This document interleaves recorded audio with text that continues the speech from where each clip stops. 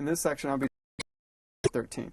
It's a little bit of a piggyback on step number 12, but now you're actually going to give them a count. And what I mean by a count is you want to tell them every 3 strokes or every 5 strokes or every 7 strokes, you want them to take a breath.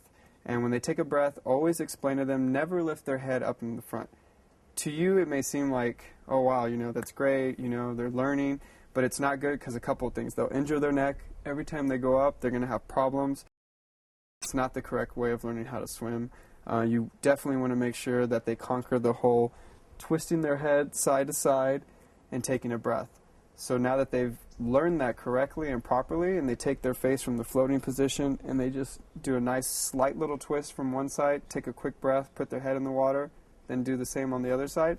Now you want to make sure that they do the strokes. So it's always on the odd count. So it's 3, 5, 7. So you go 1, 2, 3, breathe, 1, 2, 3, breathe, 1, 2, 3, breathe.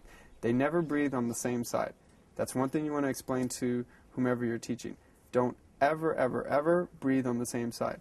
I used to have it where, it looked great because kids were at least, doing the strokes and swimming, but then that sticks with them, and if they're breathing on the same side, they're going to end up having neck problems, and you don't want them to have that. And they're going to tire quicker, and it's actually a hazard in the pool, and that's going to possibly lead to, some type of drowning, so you don't want to do that.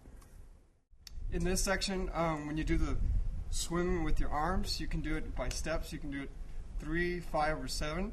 So you just go 1, 2, 3, breathe. 1, 2, 3, breathe. Or you can do it by 5 as well.